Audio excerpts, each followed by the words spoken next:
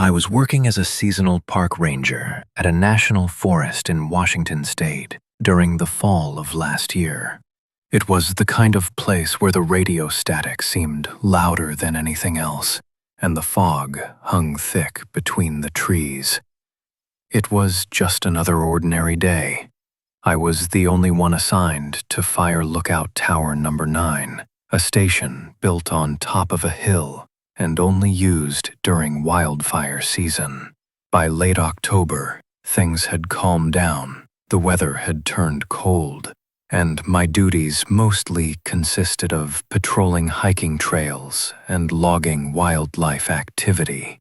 After a long walk that day, I returned to the tower to rest for a while. About 2 hours later, around 3 p.m., I heard a violent knock on the door. When I opened it, I found a woman drenched in sweat, her face trembling. She told me she had been walking the trails when she saw something that made her fear for her life. When I asked her what she saw, her hands shook uncontrollably. Then, in a trembling voice, she said, "There's a woman on Ridge Trail. She's screaming." "But she's not screaming." I frowned. "What do you mean?" She answered. Her mouth was wide open, like she was screaming, but there was no sound. "Nothing. Please, you have to come with me." At first, I thought she was just spooked from being alone in the forest. Maybe her mind, rattled by fear, was playing tricks on her. But the sun was going down, and she was clearly shaken. So I grabbed my flashlight and followed her into the woods. As we walked, I asked if she was hurt. She shook her head and said no, which was a relief, because if there was a medical emergency, help would have taken a long time to arrive out here. We hiked for about 10 minutes until we reached a small clearing. She pointed to a tree and whispered, "Right there." That's where I saw her. But there was no one. The ground was soft, so I searched for footprints. I swept the beam of my flashlight through the trees and called out a few times. Nothing. No sound, no sign of anyone. I turned to her and asked, "Are you sure? Maybe you saw a shadow or an old tree. Things can look strange out here when you're alone." She broke into tears. "I swear to God I saw her. She was standing right here." I told her I believed she saw something, maybe even someone, but whatever it was gone now. I encouraged her to head back home along the trail and not to dwell on it too much. Forests can be deceiving. She didn't answer, just walked away, mumbling to herself as if trying to convince her mind it was nothing. But I could see the terror in her eyes. I watched her disappear into the fog. Whether she saw something real or not, as a ranger, it was still my duty to investigate any suspicious activity in the park. Sometimes criminals or unstable people hide in these woods. Maybe, just maybe, she had actually seen someone. So I started patrolling the same trail. I shone my light into every bush and branch. At first, it felt normal. Then, suddenly, I felt it, like someone was moving right behind me. I heard dry leaves crunch to my right. I spun around instantly, but there was nothing. Still, the sensation of being followed wouldn't leave me. Every time I looked, no one was there. But once or twice, I caught a glimpse of something. A figure slipping between the trees, vanishing before my flashlight could catch it. The sun sank behind the treetops, and my nerves frayed. The woods grew unnaturally silent. No wind, no insects, only the sound of my boots on the dirt and the growing chill in my spine. I quickened my pace back toward the tower. Relief washed over me when I finally saw it rising above the trees, the lone silhouette against the fading sky. But as I climbed the hill, that relief turned to dread. At the base of the tower sat a woman. Her tangled hair covered her face. Her clothes were torn in several places, and her thin arms were wrapped tightly around her knees. She rocked back and forth, breathing heavily, so loudly it almost sounded like growling. "Ma'am, are you all right?" I called out. She didn't move, didn't answer, just kept rocking. I stepped closer, raising my flashlight. "Ma'am, is everything okay?" Slowly she lifted her head. Her mouth was wide open, far wider than it should have been. Her jaw hung unnaturally loose, frozen in a silent scream. Her whole body trembled with each breath, as if she was trying to cry out but had forgotten how. She stayed like that for a few seconds. Then, her body jerked upright, stiff like a puppet pulled by invisible strings. Her head tilted unnaturally to the side, mouth still gaping, and then her eyes met mine. But they weren't human eyes. They looked artificial, like someone had painted eyes onto her skin. She stared at me without blinking for a full minute. Then, without warning, she dropped to all fours like a spider and scuttled backward into the trees, vanishing into the dark. I stood there in the freezing air, drenched in sweat. The only sounds were my own shaky breathing and the distant call of an owl. Finally, I bolted inside the tower. I locked every door and window. I even tried calling the main station, but the line went dead mid-call. I wanted to believe it was my imagination, but deep down, I knew what I saw. That night I barely slept, haunted by the silent scream and those unnatural eyes. At dawn, I packed my things and left, and I never returned to Lookout Tower again.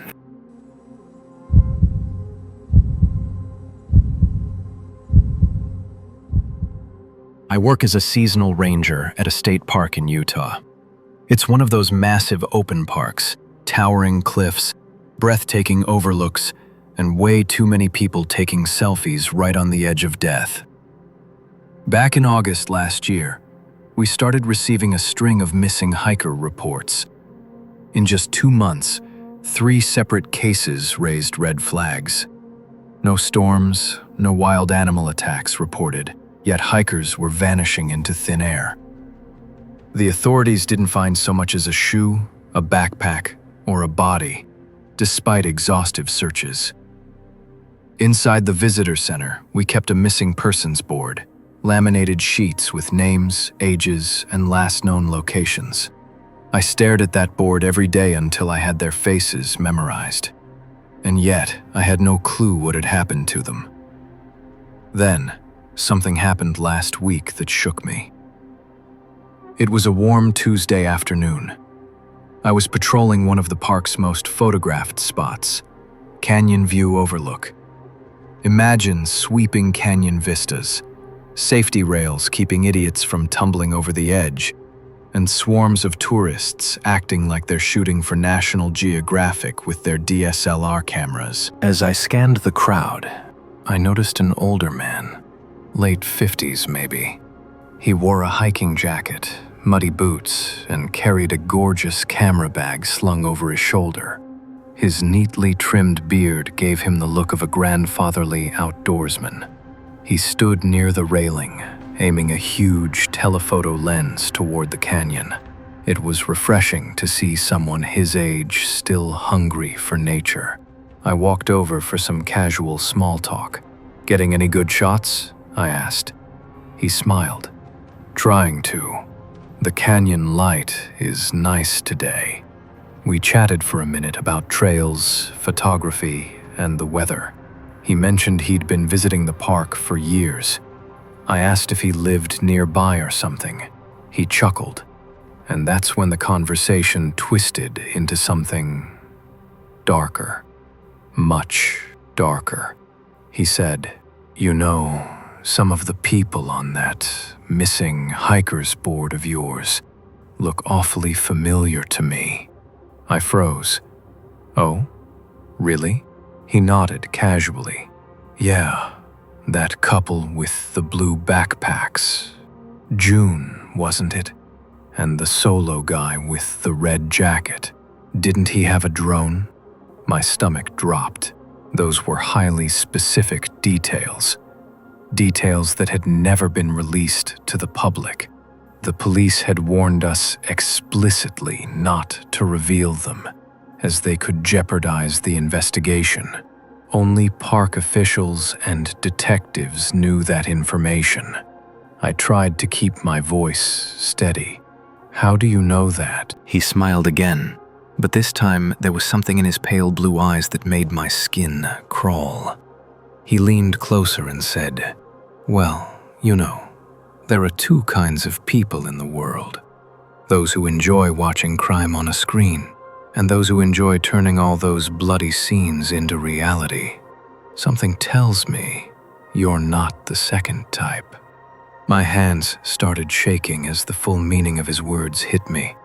Then he whispered, "Which one are you?" He pressed a finger to his lips, shushing me, then swung his camera bag over his shoulder and walked off, calmly, as if he hadn't just confessed to something monstrous. I stood, frozen, terrified. Was he joking? Or had I just met the man responsible for every disappearance in this park? I ran back to the security room at the Canyon View Visitor Center.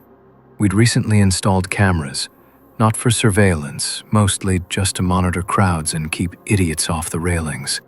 Still, they recorded everything. I pulled the footage from the exact time I'd been speaking to him. There I was, standing at the overlook, chatting. But him? He'd kept his back to the camera the entire time. Never once glanced at it, not even by accident. It was like he knew exactly where it was and how to avoid it.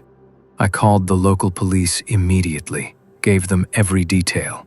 His build, his voice, his gear, the exact words he'd spoken.